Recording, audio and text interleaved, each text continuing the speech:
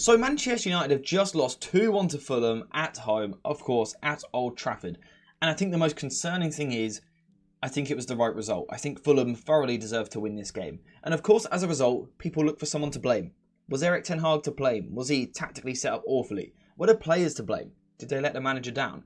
We're going to discuss that today, because I think today it's particularly important. Because for me, in my opinion, it's not as crystal clear as Ten Hag is to blame or the players are to blame. And I've already seen on social media people creating that environment where they're blaming Ten Hag or just the players.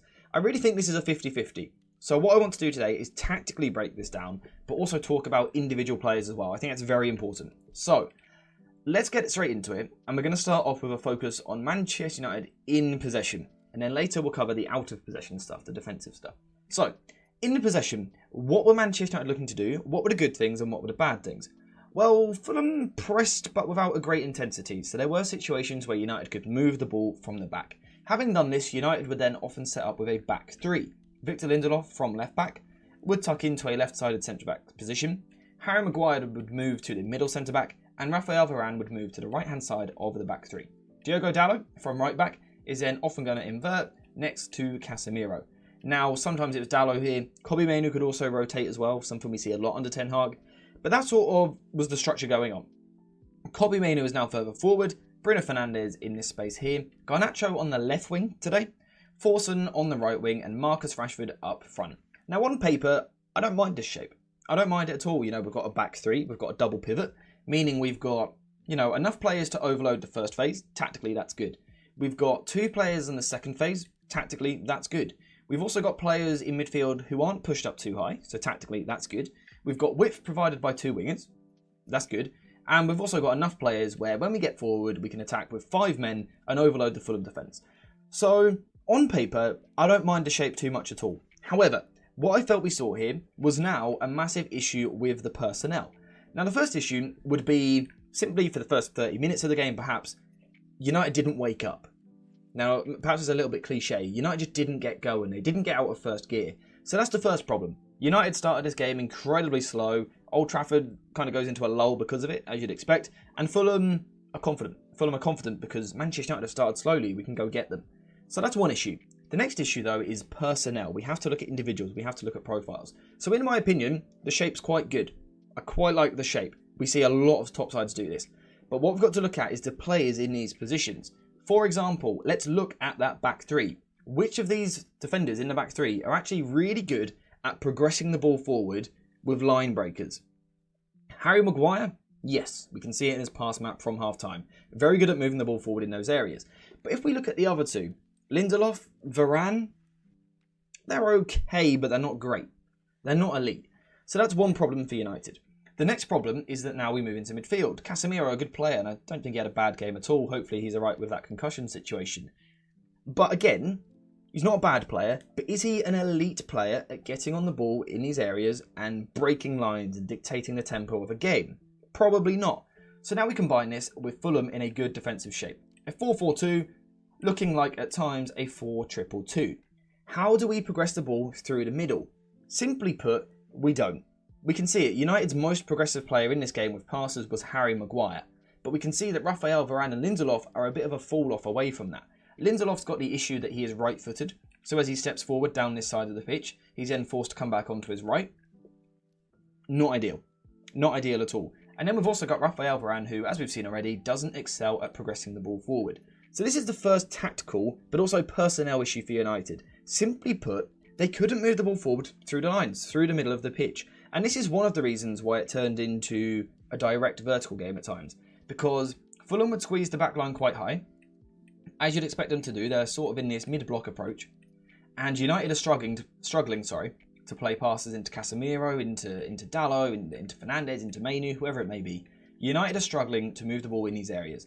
So instead what United do is they play a bit more vertical. So when we do get to Casemiro, we quickly hook it around the corner for Garnacho to run onto or Marcus Rashford to run onto. Some of these passes are good. They're into good areas. They're really threatening. They get key players into exciting positions. That's not bad football at all.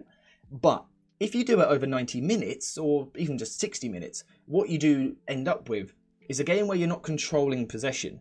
Because a lot of these balls around the corner are 50-50.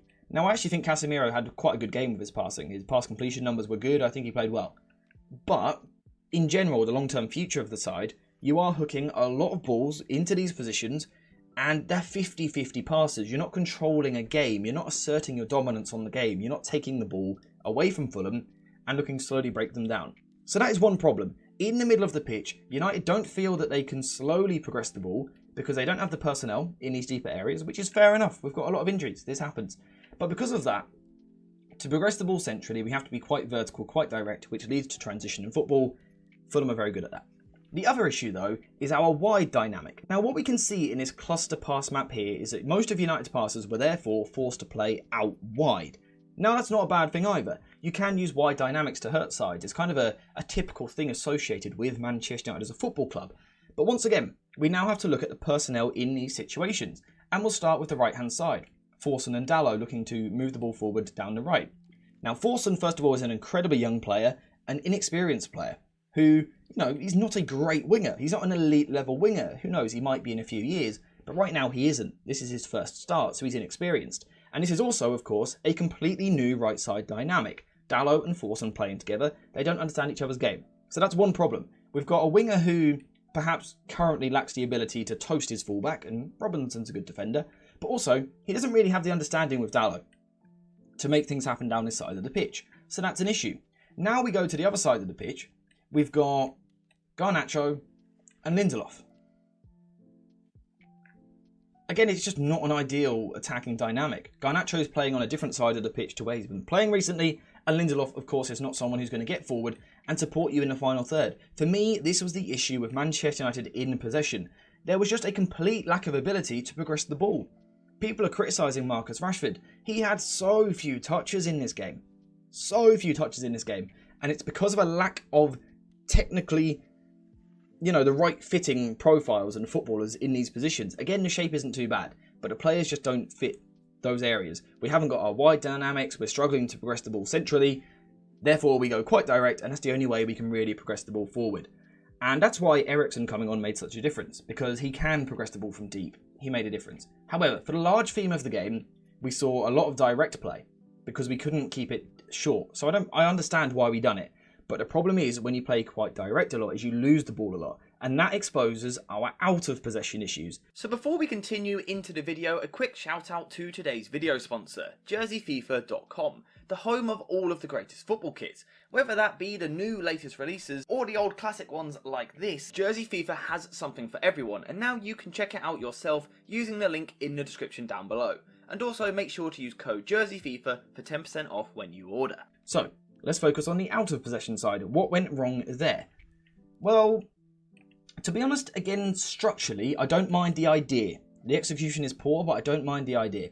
The idea is to play in more of a 4-4-2 mid-block. Now, normally what United do is go high press. Really high up the pitch, we try and nick the ball nice and high, but our players and our press is not particularly connected. Teams play through us. So what we decided to do today was go to more of a 4-4-2 mid-block, which looks a little bit like this. However, the idea is okay, and the actual tactical usage of it, subpar. It just didn't work. So for a start, let's say Calvin Bassey's got the ball on this side. It was very easy to now play through United because of this.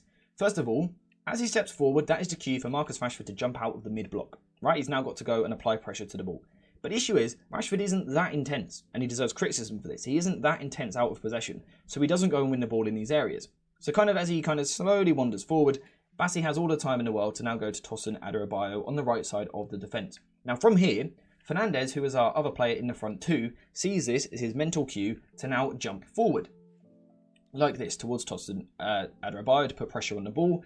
But again, because we do this quite slowly, not particularly with a lot of aggression, most of the time, this ball could now go in here to Lukic, for example. It could then go to Reed. And because of Bruno Fernandes jumping late after Rashford has pressed passively, they found it really easy to move the ball forward in these areas. And it just felt that the spacing and the timing of all these jumps, all these, stepping out to apply pressure to the ball, but also the spacing between each other. Are we vertically compact but also horizontally compact? Not particularly, to be honest. Not particularly, especially in the early phases of the game, for example. It was Varane on Muniz. He couldn't deal with him. He could not deal with them at all. Now, Maguire done a better job as the game went on, but this is the problem for United. The other problem from here is a tactical problem, because Fulham approached the game pretty well, actually. So Harry Wilson from the right-hand side is going to move inside into a midfield position, and Iwobi is going to do the same from the left. Now, the fullbacks are going to fly forward, proper, traditional, overlapping, bombing forward fullbacks. Now United have a problem from a tactical point of view, because we've been beaten a little bit too easily in this first section here. No real physical application, lacking the intensity and the physical capabilities to go and win the ball. Fernandes is a small guy, he's not big and strong in the tackle, and Rashford just lacks intensity completely. So they move the ball forward into this area. Well, they've now got Andreas Pereira, they've got Wilson, they've got Reed, they've got Lukic, and they've also got Iwobi. Now again, we have to look at the spacing. Forson, not really tucked in enough. This is a tactical issue. Garnacho, not really tucked in enough. This is a tactical issue. So instead, Fulham overload these areas of the pitch. Now Kobbie Mainoo and Casemiro are going to become isolated. And I don't think either of these two are elite athletes. Kobbie Mainoo works hard, he covers a lot of ground, but he's not someone who possesses a massive stride length to cover up a lot of ground, but also not insane acceleration. He's not someone who puts out fires all over the pitch. I think he's good defensively, but physically he doesn't cover a lot of ground. He simply doesn't. And then we know it's the same for Casemiro as well. Say when Reed gets the ball here, Casemiro feels that he has to jump out and go towards the tackle, but it's just too easy for Reed to pop the ball past him, because Casemiro, one, dives in too quickly initially, makes a poor decision, but then just doesn't physically have the legs to recover. He just can't do it. He can't get back towards his own goal. So Wilson can now take the ball. He can carry the ball forward. Iwobi can do the same as well. And now what we have is Fulham very, very easily, to be honest, very easily, moving the ball forward from the back, through the pitch, through the thirds. But the crucial issue for me is that we are allowing teams to progress the ball centrally so easily. Teams progress the ball, of course they do, it happens. But it's about where you're letting them do it. If, for example, we were forcing Fulham all day long to play out wide, a bit like what happened to us, I would be a bit more confident, because the ball comes into the box, we've got Rafael Varane, we've got Maguire, good box defenders, they can deal with these situations, and they did when that happened. But the problem was, the more common theme of the game was Fulham moving the ball central, Pereira looking to carry the ball forward, Wilson carrying the ball forward, Iwobi carrying the ball forward in these centralised areas. They've created the overload in the midfield because our spacing is poor between players, and now they can carry the ball forward in centralised areas. It's a real problem. It's a real problem.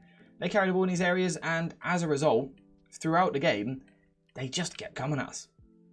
And that's why I think they deserve to win. They put us under pressure. Onana, I think, had a decent game in goal, a couple of good saves, but there was a lot of shots at his goal.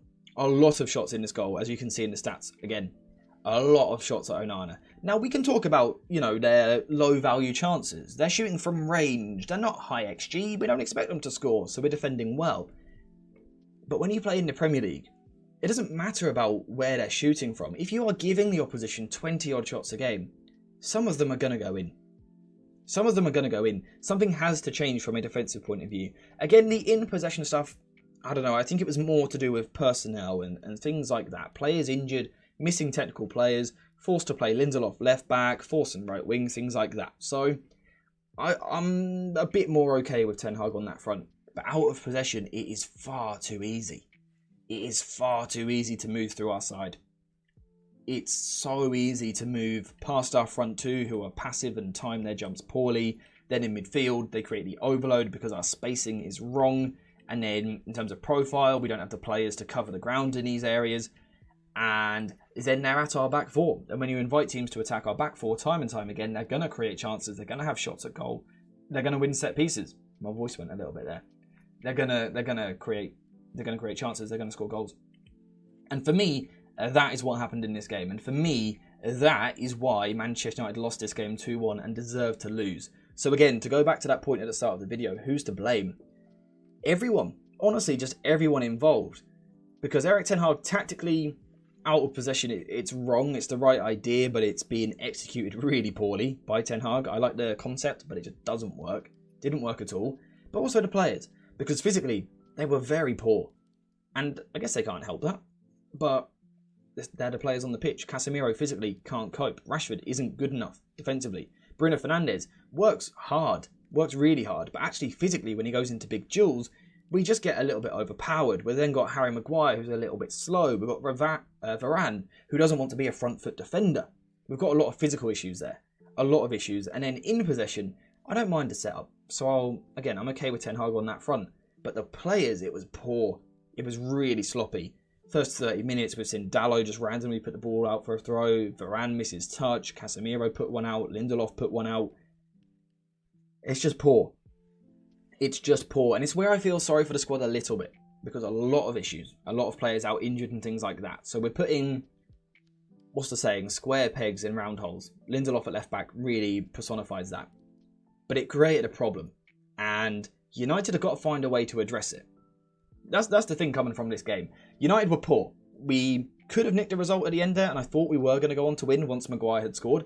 I thought we were going to, but our same defensive frailties, our lack of game management, even gamesmanship, was poor to see the game out.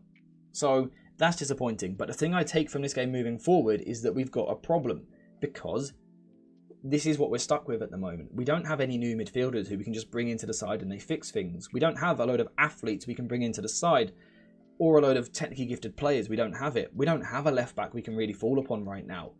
It's an issue. Ten Hag needs to find a solution. What do you think it is? Let me know in the comments down below. And let me know your thoughts in general on this game in the comments.